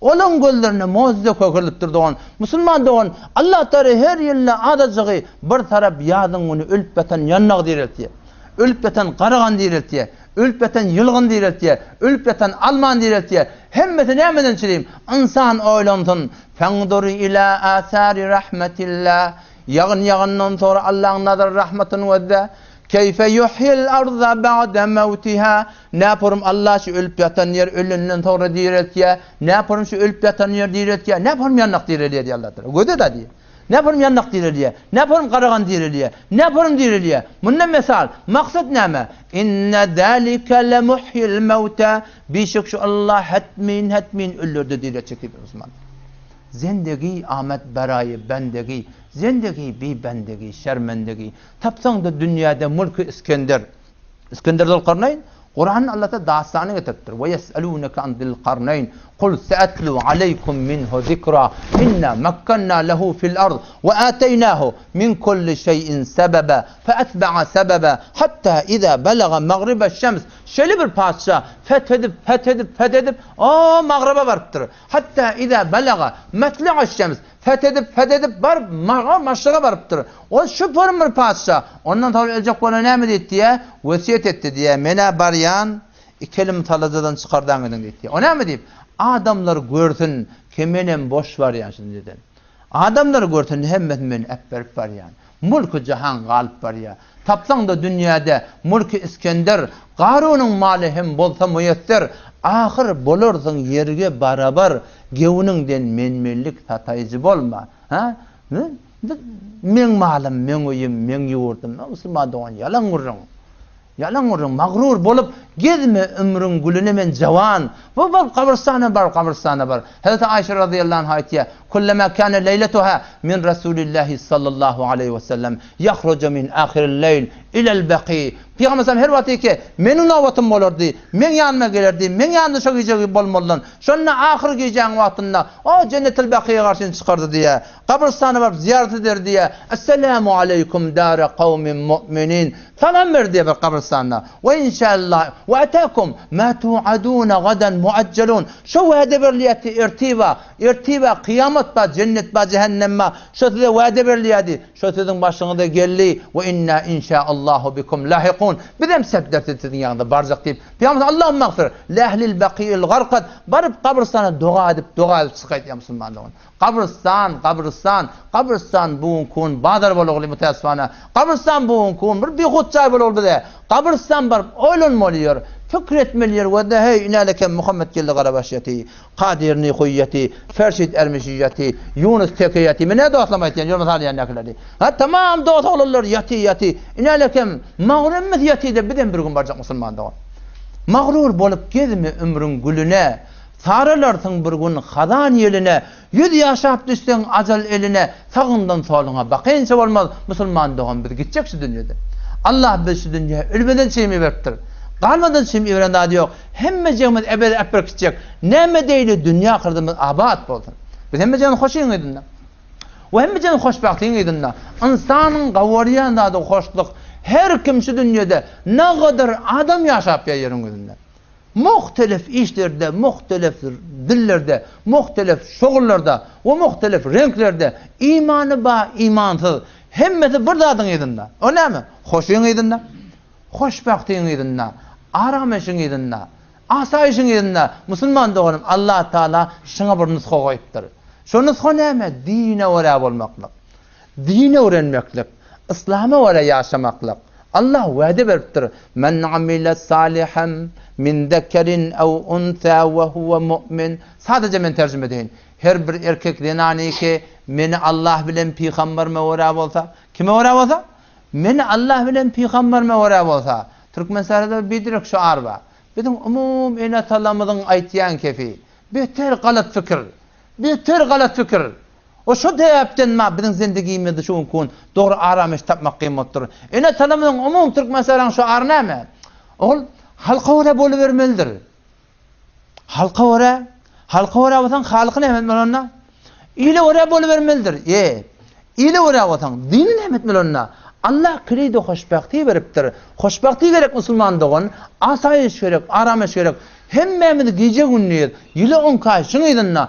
Allah nusha veriptir. Men amile salihan min zekerin ev unsa. Her bir erkek denani ki meni Allah bilen peygambere uğrab olsa. Ne mi dedi ki? Halka uğrab olmasa, halka uğrab olsa. İle uğrab olmasa, dine uğrab. Muhammed Mustafa sallallahu aleyhi ve sellem iyidine düşse deyiptir. Allah ne emredecek? Fele nuhyiyennehu hayaten tayyibe. Sadece yönü verecek değil mi heptir da? Arası dendeki yönü verecek değil mi heptir Allah Teala? Hetmin. Üstüne gidiptir şunu. Yöne grup üstüne. Hetmin. Şeyle bir erkek. Şeyle bir denani ki. Şunun maksadı dendeki. Allah'a varab olmak. Resul'e varab olmak. Allah'a vaade vertir Müslümanlığın. Şuna pakiz dendeki Allah meşhur dünyada verecek. O dünyanın kuruncuda yani. Şu dünyada Allah Teala şeyle bir zindagi verecek Müslümanlığın. Şu zindagi ele gelecek bolsa ne etmeli? Şu zindagi ele gelecek bolsa şol dine rahmet çekmeli. Yatan öktüğüm yok, yatan adama din yok. Allah'a fakat bir yol yetiye. Şu Allah'a tanıyacak bolsak, şu Allah'a razı edecek bolsak, şu Allah'ın gaftını kalkmalı. Allah'ın gaftını fakat bir yol var. Şondan başka hiçbir yol Allah'ın yanına kabul etmez. O kimin yolu? Muhammed Mustafa sallallahu aleyhi ve sellemin yolu. Muhammed ibn Abdullah sallallahu aleyhi ve sellem bin Abdülmuttalib bin Haşim bin Abdümunaf bin Kusay bin Kilab bin Murra bin Ka'b bin Malik bin Luway bin Galib bin Fihr bin İlyas bin Nizar bin Muad bin Adnan bin Udad bin Hameysa bin Salaman. Şunun yine düşmeli Müslüman doğanım. Eğer şunun yedine düşüp, şunun zendegiye gelse, o dünya ahiret abat olacak. Şu Allah'ın Habibi şu. O Peygamber sen vaktinde iddia etti diye, iddia badı iddia. Meten kabul et yana. Sen ne meten ne okurun? İddia var. İddianı sabit etmeden için Allah yol koyuptur. Yahudiler geldi diye, biz Allah'ın dostu oğlunu şu yalak buldu. Nahnu abnaullahi ve ahibbauhu. Biz Allah'ın doğrusu alak etti. Biz Allah'ın oğlunu çok alak. Biz şu kadar Allah'ın yanına aziz. Biz Allah'ın muhabbetimiz vaadiyle diye. Bu bir grup. Mesih'le de geldi diye. Mesih'le şey dedi diye. Biz Allah'ını kavur ya, biz Allah'ın oğlanışını hükmünde. Biz şu kadar Allah bize yakın. Bizim Allah'a yakın. Şu zat şu kadar bizim muhabbet var dedi diye. Müşrikçe de geldi diye. Ola da diyor, ola batperestiyet yerlemiştik. Ola da dedi diye. Ma na'buduhum illa liyuqarribuna ilallahi zulfe. Bizi gözlememiz batperestiyet dedi diye. Bu botla bizim maksadımız ne? Bir de şimdi ibadet yer. Bir de Allah'a yakınlayacak oluyor. Maksadımız Allah dedi diye. Acayip burada. Ha? Müslümanlar kendinin iddiası var. Biz Allah'a varıyat, Allah'ın varıyat. Ol pi Allah Teala kanunu verdi, kaideyi verdi diye. Allah'ın varıyatın yol vadik diyorlar. Ne mi yol? Kul in kuntum tuhibbunallah fettebi'uni. Ey Muhammed Mustafa, öz ümmetine ait kulli alemi beşeriyette her bir insani olsun şunlara ait ne mani? İn kuntum tuhibbunallah, eğer siz Allah'a varıyamazsanız ne etmeli? Fettebi'uni, men Muhammed'in izine düşün. Eğer Muhammed sallallahu aleyhi ve sellem'in izine düşsek, zindagi şoňa ora, labas şoňa ora, siret şoňa ora, suret şoňa ora, toy şoňa ora, muamele şoňa ora, İbismek, yatmak, turmak şoňa ora, garanqylykda şoňa ora, ýagtylykda şoňa ora, bagdyrda şoňa ora, yekelikde şoňa ora, tamam biz şarsa zindagi şoňa ora. Allah ne etjek? Yuhibbukum. Allah otam siz gawwarar diye. Ve yaghfir lekum zunubakum. Güleniniz Allah Teala maaf edecek dedi. Halafe peygamber kesireh gözid ki hergiz bir menzil nekahat resid. Mependar sadi ki rah-ı sefa taban raf cüzdür peyyi Mustafa. Tenha bir yol Allah'a var ya. Kalan yollar hemmeti batıl. O bu şahlı var ne mi diye Allah'ın atlarına? Materyalist de ola başarılı gruplar var. Adi adam ismeyenli o. İddia et diyorlar. Misal oluyorlar. O ne mi diyor o de? O de diye buna Allah'ın yolu ya şeyde. Ondan sonra bundan istediğinde Allah'a yetiyen. Bundan istediğinde Allah'a yetiyen. Bundan istediğinde Allah'a yetiyen. Bundan istediğinde acayip bir da ben dedim. Yani yoldan gelecek Tehran'ın gurneş oldum birbirine. Böyle sen ayet yansıyan diye dedim. Allah aydıptır. İnne dine indallahil İslam. Din makbul din. Allah'ın yanında fakat İslam. Ve men yebtagi gayre zâlike dine. Her kim İslam'dan başka bir din intikab etse, Resulullah'ın yolundan başka bir yol intikab etse, فَلَنْ يُقْبَلَ مِنْ Allah her yerinden kabul edilmiyor diye. Bu da Mesih'i olsun, Allah'ın ibadetini etsin, kavluk etsin, sokab etsin, Allah onun razı olsun, bolmaya dittir Allah Teala. Yahudi olsun, Mesih'i olsun, materyalist olsun. Ha da neme, ol yankı, yazdannip, yankı, ateşperestler neme, raftarınik, goftarınik, pendarinik. Bunun hiçbir peydası yok. Ta zamaniki İslam olmasa, Kur'an olmasa, Addi bin Hatim geldi diye. Hatem-i Tayin oğlu. Hatem-i Tayin yankı sahiy adam var. Hatem-i Tayin ölmeyke vesiyet edip gidiptir oğluna. Addi bin Hatem'e. Oğlum dedi diye men ölümden sonra ömür tayimen berk gezdim. Ölümden sonra ondan sonra ne edersin? 100 tane gulam azat etti diye. 100 tane gulam azat etti diye. Addi bin Hatem geldi ya Resulallah, Müslüman mutturunu. Ya Resulallah, men dedem 100 tane gulam azat etti. Men 50'ni azat ettim ya Resulallah. Ne yaparım bunu? Men dedemin faydası var mı? Hem başım bulat diyor. Bolmaya diye. O ne mi diyeyim? Allah eylem ettir. İnnehu men yüşrik billah. Bedûne şirk. Oleyke şirk bilen dünyadan gitse, kafir olup dünyadan gitse, fakat harramallahu aleyhil cennet. Allah ona cenneti haram ettir. Müslüman doğan bir fikir kelleden çıkar. Ki her bir yoldan gitsen Allah yetsen olacak. Her bir dine uğravasan Allah razı etsen olacak. Böyle bir mamule yok Allah'ın yanına. Allah'ın yoluna fakat bir Habibi Allah, Muhammed Mustafa sallallahu aleyhi ve sellemin izine düşmeli. Şol Allah'ın mehbubu şu. Allah şunu kavur ya. Şunu kavur ya. Tenha peygamberlerin içinden bir Habib boluptur. O şunun Allah'ın Habibi şu. Şoň ýüzüne düşmeli, şoňa öre bolmaly, şoňa ýaşaş etmeli, şonuň bereketi musulmandaň dünýä mabat boljak, ahiretem abat boljak. Peygamberler Kur'an'na kän peygamberlerin 25 tane peygamberlerin adı var. Ve Allah Teala Kur'an'na kän peygamberlerin adyny tutup çagyrypdyr. 8 tane peygamber ya Nuh dipdir. Ya Adem, ya Musa, ya İsa, ya Zekeriya, ya Yahya, ya İsa. Tek tane peygamberin adı geliyor. Ama bilen adını tutup çağırıyor. Ama bizim peygamberimize göre kalanına, o da Allah'ın mehbubu şey. Ne kadar Allah şunu kavuruyor. Şu kavuryanın inesinden beni hemen kavuracak. Ne kadar kavuruyor. Bizim peygamberimize göre kalanına, ya Muhammed, ya böyle görünüyor. Ya Muhammed bizde çağırmaptır. Ne? Ya eyyuhel muzammil laqab bir çağır ya da. Şu an bir ahun otiylakan falan ahun nesen? O sen zahirine koydun da ama tağsir diysen, ha? Hafiz diysen, mufti diysen ona laqab bir ihtiramı koyuldur yanda. Yani falan ahun nesen? O falan ahun mu diye. Ama tağsir diysen fiili ya da. Allah bizim peygamberimizni at bilen çağırmaptır, laqab bilen çağırıptır. Ya eyyuhel muzammil, ya eyyuhel muddessir, ya eyyuhel rasul, ya eyyuhel nebi, Yasin. Laqab beriptir. Taha, ha? Laqab bilen peygamberimiz çağırıptır. Başka peygamberleri hem türlü adını çağırıptır Müslüman doğru.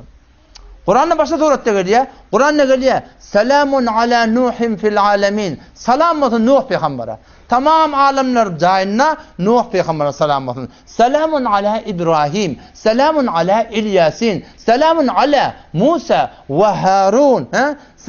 Salam geliyor peygamberlerin arasında Kur'an'ın içinde. Ama bizim peygamberlerin arasında selamun ala Muhammed. Ya Allah Teala bedimek.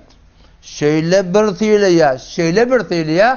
Öz Habib, Allah'ın Habibinin erzişi bizim güdümüzde dursun. Resulullah'ın tanıyeli. Şunun makamı Allah'ın yanında ne kadar ki biz şu rehberimiz de fakat Muhammed Resulullah hem de attı Resulullah Müslüman doğan. Bizim peygamberimize göre kalanına yani selamun ya ala Muhammed ya özre görün yok. Allah şeyle başlattı böyle innallaha ve melaiketehu yusalluna alen nebi. İnne ve de önce bir şekilde inne diptir. Bedune şek.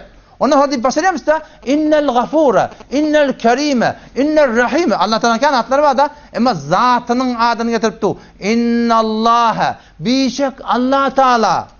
Allah'ın adına bir acib bir hasiyet var Allah'ın adına. Allah'ın lafzı var. Allah. Elif'ine ayırtan ne oluyor? Lillah oluyor. Lillahi mulkus semavati vel ard. Awal kelamına ayırtan lehu ma fis semavati vel ard. O kelamına ayırtan huvellezî sakhkhara lekum ma fis. Hemme de Allah'ın adına, Allah'ın zatına, Allah'ın sıfatına göre delalet ediyor.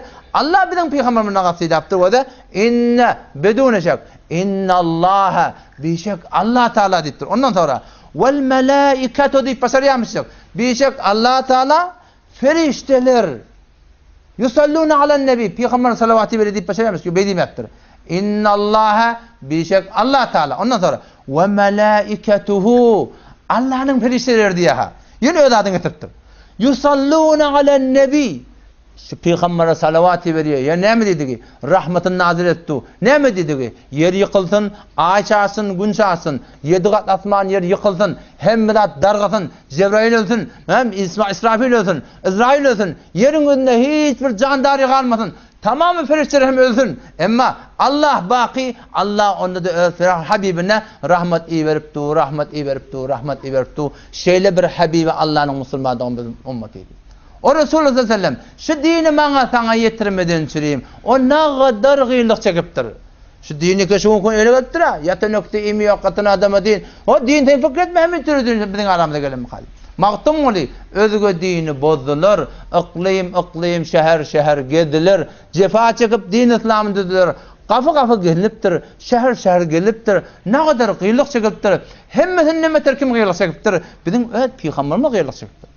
أخفت في الله ما لم يخف به أحد وأوذيت في الله ما لم يؤذ به أحد من şkadar Allah'ın korkuldum şkadar korkuldum hiçbir peygamber men yala korkulan nedir ve şkadar men Allah'ın kıyınçılık çektim şkadar men eziyet gördüm hiç kim men yala gören nedir dedi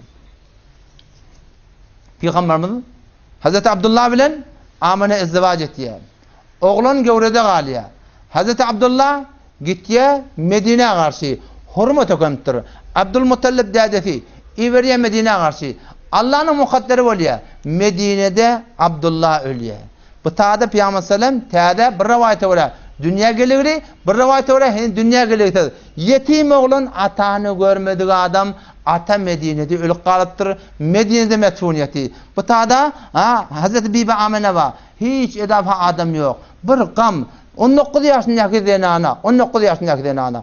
Şu Hazreti Abdullah 25 yaşında gam edip narahat bolup şöyle aytdı ya Hazreti Abdullah'ın farağına afa canibul bethai min ibn Haşim ve cavara lihten kharican fil gamagim دعته المنايا دعوة فأجابها وما تركت في الناس مثل ابن هاشم عشية راح يحملون سريره تعاوره أصحابه في التزاحم فإن تكو غالنه المنايا وريبها فقد كان معطان كثير التراحم narhab bolup senin tayin yalak adam olacak mı?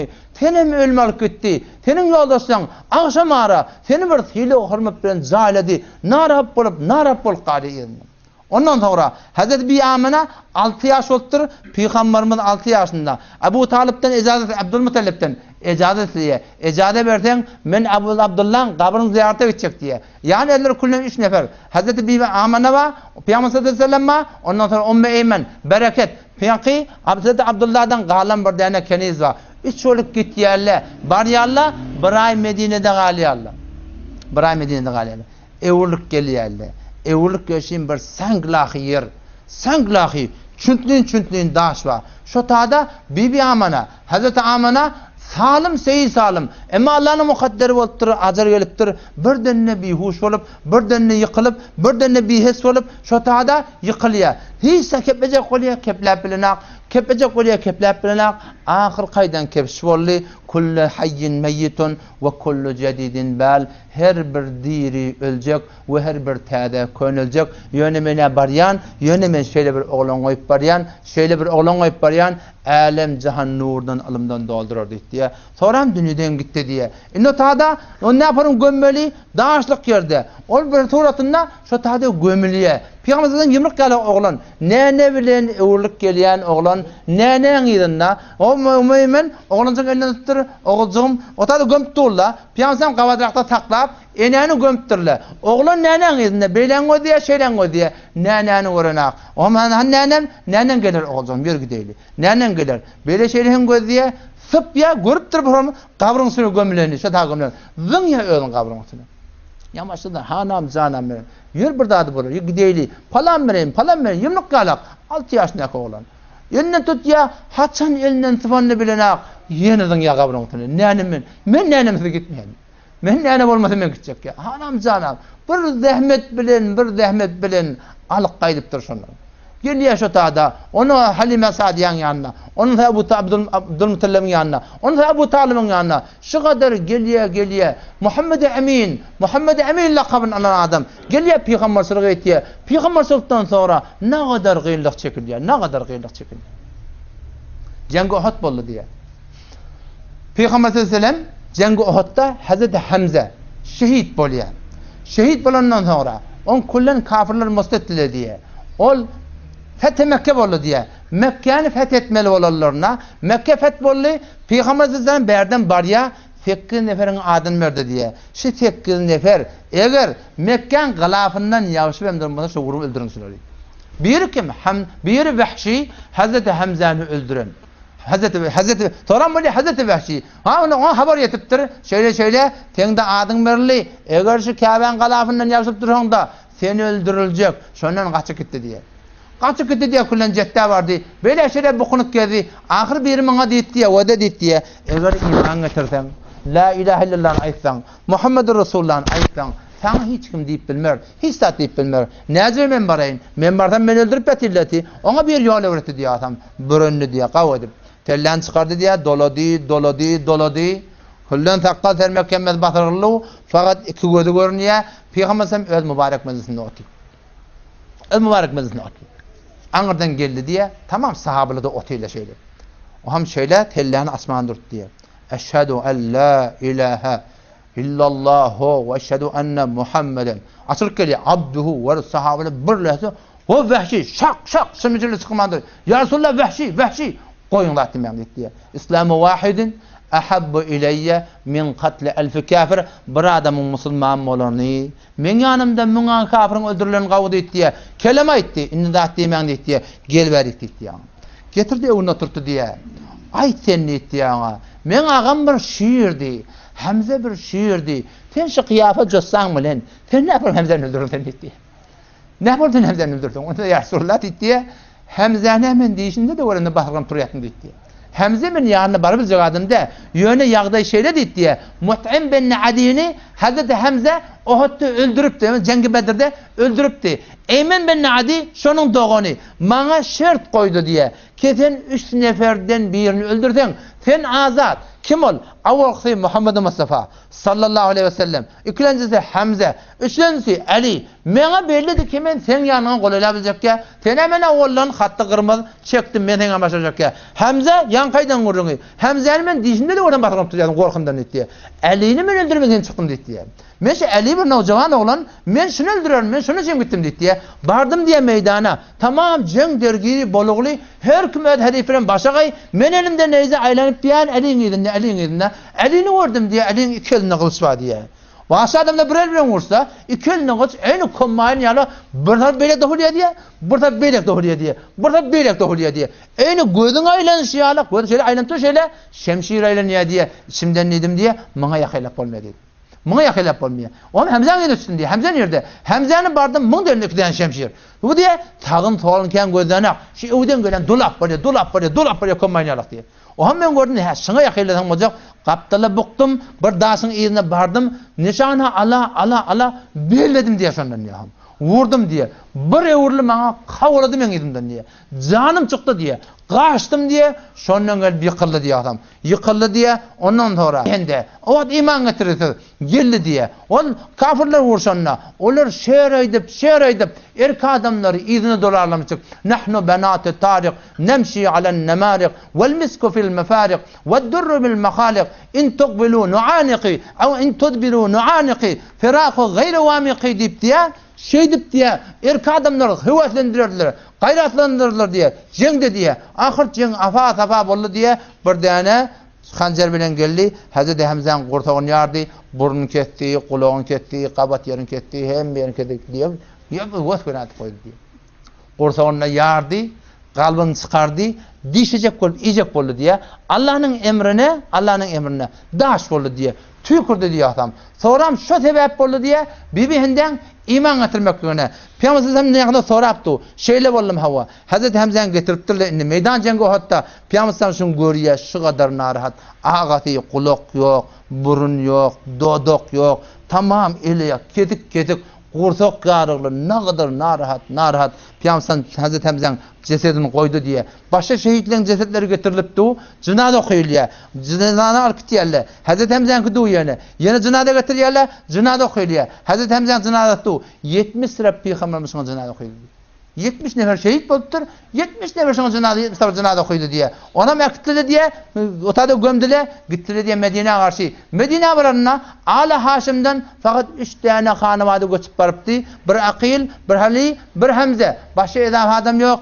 Ali'ye Hamza ağlayan adam yok diye. O zaman ağlamaklık haram olmadık vakti. Ağlamaklık haram. Kim ağlayan yok. Peygamber ağladı diye. Vemma Hamza de fela bevakiye lehu. Hamza ağlayan yok ya Allah. Hamza ağlayan yok. Sa'd ibn Ubade geldi diye. Heleler geldi diye. Ya Resulallah ben heleleri getirdim. Ağlasın dedi diye. Peygamber sallallahu aleyhi ve sellem nehyetti diye. Ondan sonra kulen ağlamakla hem nehyim yoktur. Ölün gidine Müslüman doğanım. Şu forum Peygamber şu kadar bir kıyılık çekipti dinin hakkında. Doğanın kardeş koyulmayıptır. Yetim koyuptur. Denali kulağına şokdulu koyuluptur. Şu kadar kıyılık böyle Müslüman doğanım bana sana dinin yaptır. Peygamber sallallahu aleyhi ve sellem ölecek kolbeti. Ahir hayatında Hazreti Cebrail du. Ya Resulullah dedi diye Hazreti İsrail kapıda du ecazet diye içerik girmekle dedi diye.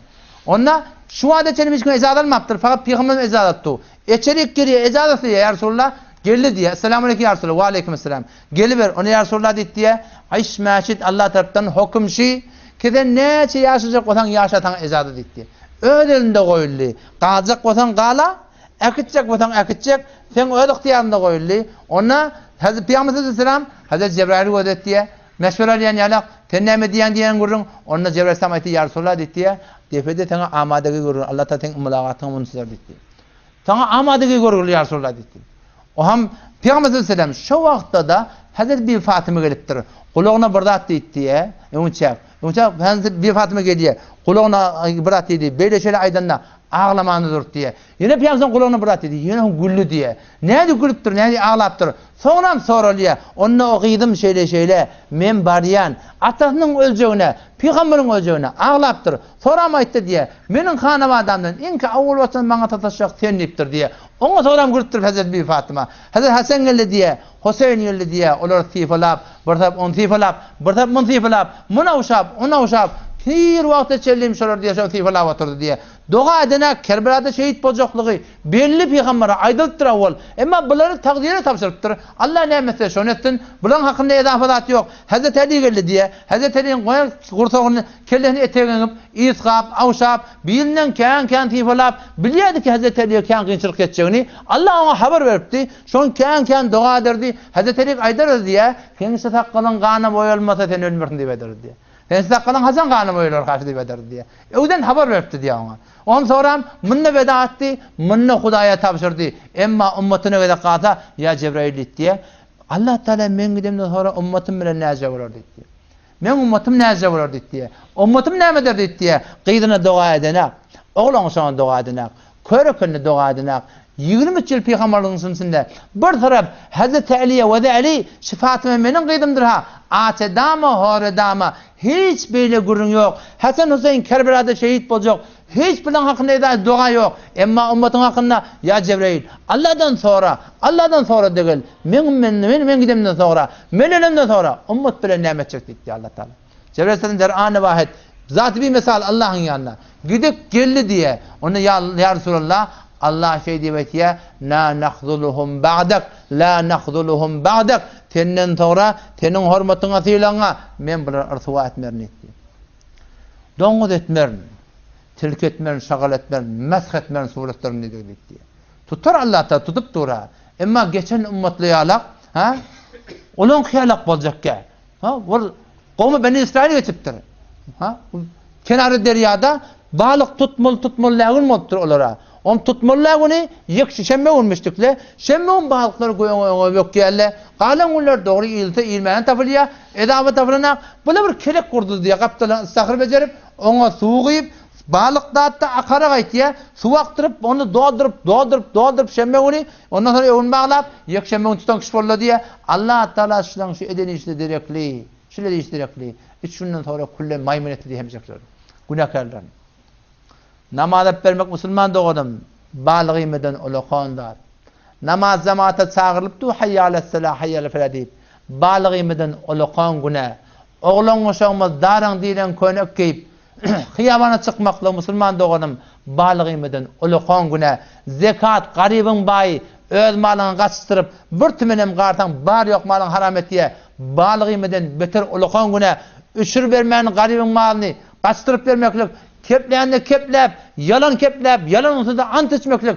balık yemeden Müslüman doğum uluğun güne dua et şol peygambere salavatı ver şol peygambere ki sallallahu aleyhi ve sellem ki şol Allah'dan dileyiptir beni sen Müslüman doğum ki şol irtiwa etçeka deyiptir. Yo'qsam şu bolup turan günahkarchilik bilen, şu bolup turan fesappa Müslüman doğum ne mozo bildi. Neme deyli dünya ahiretine abad bolsun. Şu Muhammed Mustafa sallallahu aleyhi ve sellem izin düşmeli. Peygamberin yolu neme? Peygamberin yolu fakat namaz mı? Fakat namaz cemaat mı? Fakat zikr telavet mi? Yok. Fakat şu ayetayden gurrum tökedeyin. Peygamberin yolu fakat kavvolmak değil. Peygamberin yolu iki zat Müslüman doğanım. Kavvolmak ve kavluk etmektir. قل هذه سبيلي أدعو إلى الله على بصيرة أنا ومن اتبعني وسبحان الله وما أنا من المشركين قل هذه سبيلي أي رسول أمتنا هذه سبيلي شمن يعلم دلوقتي هذه سبيلي ديتر diye هذه yani işare ذلك سبيلي شمن يعلم diye moza peygamber biz gün acak yollurken haydi yolga peygamberin qiyo Allah'ın dadetine güyaksam mikrofon ma ve de hadihi sebili şimen yolum şey. Yani şimen yolum. Yakınca kadar açıklap aytla. Peygamberin yolu neme? Hadihi sebili şimen yolum. Hada sebili de olacakmış da. Hadihi sebili siği muannes bilen getirtir. Peygamberin utufati, mehribaniyeti, peygamberin şu kadar ümmete hayır halığı O peygamberin işi şu bir hayır hayırın millet diye ulamalar. Hadihi sebili şimenin yolum. Sebili digi sebilin alınıptır diye. Sebil yani yağışa diye barış. Yani o da şimen bir yolum ölüp yatan yeri yağın direkt diye.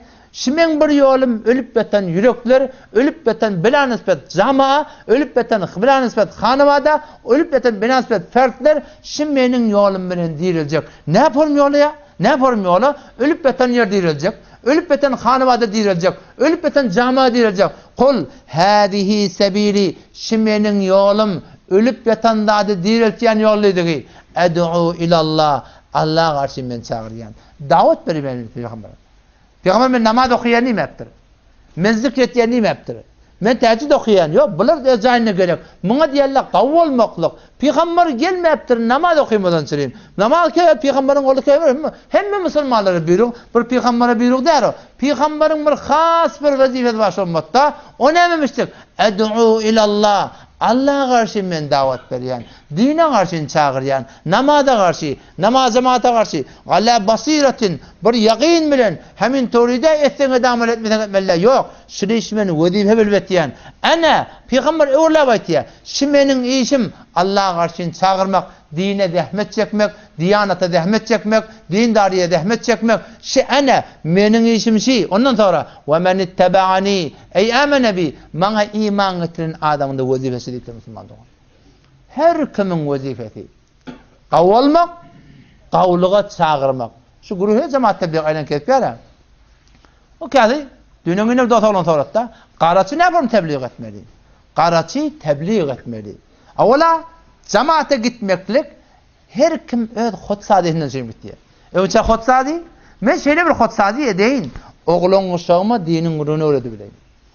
Ayala gelip men öde la ilahe illallah Muhammed Resulullah şey dedi ha. Şunu öğretip bileyim. Önce hotsadihinden şey bittiye. Ondan sonra hanavada sazi. Ondan sonra cami'a. Gidiliye hotsadihinden şey bittiye. Qarası ne yapalım tebliğ etmeli? Ulamalar aydıptır. Merqatte şerhi meşkatte geliye. Men ra'a minkum munkar. Peygamber aydıptır. Her birini telekani görse, fel yugayyirhu bi yedihi, elinden geliyemi zor bilen el bilen qaytartın. Fe illem yastati. Yok, eli yetenek, gücü yetenek, dili bilen aytsın diptir. Bunna başarmaya yürekten şu bolup turanda da qıyın ordan ve zalika da'ful iman, zayıftır yine iman şu diptir. Ama bu kun amotda telekaçılık, telekani görüp narahat bolmaklık Müslüman doğumuzun yadından çıkıp barıyor. Ve muallali hayramatullahi aleyhi aytiya, Peygamberimiz hadisi, men ra'a her kim telekani orta qaytarmalıdır. Ahun demeptir, molla demeptir, sofi demeptir, hafız demeptir, mufti demeptir. Her kim telekani orta qaytarmalıdır. Muallali hayramatullahi aleyhi aytiya, davet vermeklik, Allah'ın yoluna çağırmaklık iki kısım diye. Biri va hem mekşin bilyen dadi. Namazın kavluğunu hem mekşin bilyen. Bir namazın telekini hem mekşif biliyor, hecabı biliyorlar, zekatı biliyorlar, Kur'an okuyan kavluğunu, almakın kavluğunu, günahdan kaçmak kavluğunu, siret suret peygambere vela bulmak kavluğunu hem mekşif biliyor, bir hem mekşin biliyen dağdan hem mekşif çağırmalı diye. Ama fetva vermeli mi, halal mi, haram mi, doğru mu? Qaratçı bunun hakkında keplemekliği haram diye. Qaratçı fakat şehatte edip biliyor. O da ben palan akundan şey diyebeştim, palan takdirden ben şey diyebeştim. Şehatte, Müslüman doğun, Kur'ansın saf sağda manatan aydıptır. Kolay peygamber ayet edim batına, hadihi sebili, şimenin yolum, ölüğünü diriltiyen yolşi, ed'u ilallah, men Allah'a karşı çağıryan, namaza karşı, namaz cemaate karşı, din diyanete karşı, ala basiretin bir yakin bilen, bir fehm bilen, Allah'ın hukmu deyip mesul ettiyen, ene şimenin yolum şu deyiptir peygamber, ve men ittebe'ani, ve bana tabi olan iman getiren adamın yolşi deyiptir Müslümanlar. O zaman şuna gitmeklik, nemeden çıkıyor Müslüman? Öz hotsadinden çıkıyor. Ödün becermeli. Önce ödünü, ondan sonra hanavada, derzemli hanavada, cemaat ehmet çekmeli. Şöyle için Müslüman doğanım, inelek hem gidilip du cemaat. Kötükte elhamdülillah her heftede gidilip du, kümmetten gidilip du, keladın ödününe gidilip du. İnelek hem inşallah gelecek heftede ben ödüm gidecek. O sizin taqaza Müslüman doğanım, her gayetinin vaktini taqahak etse, 3 gün tecrübetten görün o zaman. 3 gün tecrübetten görün. Şu tağda şunun içinde en işe eşten gurunu diyalak gurun bolup duruyor bernama arapıl çıkarıyat biz. Umumen o almatı ben çıkarıyat. 20 nefer oluyor, 30 nefer oluyor, 32 nefer oluyor. Ne kadar bolya. Ondan sonra o arada gel tedbir alıglı awal arapul. Ondan sonra sabahına nahar şam her gayet öz zayınla ya pişiriliye, zat ediliye, novati bir gün 4 nefer bula, erti 4'ün ola, 3'ün şotada boliyat, 3'ünün içinde kendi din diyanattan gurrun boliyat, 40 farzı biz muzakere etiyat, namaz okuyat biz biliyor musun namaz? Namaz okuyanda düşünüp okuymasın Müslüman doğru. Alhamdülillah emin niyete, emin nedin ne kabul et ya Allah dedin. Allah nemen kabul etmeli? Şu namaz Allah ile kepleştiğinde neme diyenin düşünmüyorsun namazda. O hem ne böyle biliyor musun? Namazlıktan düşüyorsun şu aydanın oraya yaşamaklık yadın olsun. Ama namaz okuyor. Namaz okuyor. Ondan sonra halka oraya ortaya. Bu da Allah onun halıkı onu Allah men beyder men şeyder. Men şey çektirna ve nakhlahu ve netruku men yefçuruk ve nakhlahu raha edecek ya Allah. Yan koydu kaşığa oturwasıda. Ve netruku bizardır ya Allah kerkecek kimden? Men yefçuruk her kim sana ters olsa ya Allah biz bizar. Dost toya çağırıya İslam'a orada ya mına gevni görmeli yok. Ve nakhlahu ve netruku men yefçuruk Allah'ın gevni görmeli. Halka oraya olacak olsan namaza amel edip bolmaya, iyile oraya olacak olsan dine uğravat. Bolmayan Müslüman doğan. Şuna men Müslüman doğan, şu bir zahmet, dinin hemme şobeler gerek. Ahunçuluk öz zayınna muhterem bir hareket, muqariçlik öz zayınna, sawabçılık şeriatı var öz zayınna, mektepler öz zayınna, dinin muhtelif şobeler var. Emma yonça neme zahmet çekmeli, imanı zahmet çekmeli Müslüman. İman, Allah bilen taalluk, Resulullah bilen taalluk, din, diyanet, onca imanı doğrulamalı. Şöyle bir iman, dillen yalan çıkmadan, göz namahrem gözlemekten itikatsın, gıybet etmesin, töhmet etmesin, namahrem göne tevaklap, gözleyenini tücük bilen qaytarıp besin, öz hanavadını öğretip besin, o da şu ayarlayıp besin, gece onu yanında geçiyor her şey. Ola enetan yapar qaytırıp akıyor. Hem zaten özü qaytırıp. Barıp şundan öğretip ayarlan sonra ayli, oturdu ustada, şu la ilahe illallah Muhammed Resulullah ne mi dedi şey? Sahabala la ilahe illallah'ın düşünüp aydıptırlar. O zamanın kafirler de aytmaptır, onu düşünüp aytmaptırlar. Bir de Allah Teala sadece muhçak veriptir. Müslüman doğan şu kelimeyi düşündün mü? Şu kelimeyi la ilahe illallah Muhammed Resulullah. Dinin hemmesini düşündüğün. Şu kelimeyi düşünmeden dinden hiç de düşünmediğin Müslüman doğan. Düşünen mukadiye hatarab. Ama hiç de düşünüktür. Onun mutaydan kelime İslam'ın bunyadı. Şunu düşünüp zindigini eğer şun bunyadına oraya piyade etsek ola dünya ahiret Allah abad edecek. Yo eğer bu bunyad bilen bolmasa şu perişanilikki görünüyara Allah aydıptır. Ve men a'rada an zikri her kim benim dinimden yüze orta. Zindiginde namaz yok, namaz cemaat yok. La ilahe illallah Muhammed Resulullah mebna'da orada fe inne lehu ma'işeten zanka bir şek şun zindigi perişani olur diye Müslümanlar. Öy olmasa, yeri olmasa, yurdu olmasa demektir Allah Teala. Her kim beni Allah'tan yüze orta.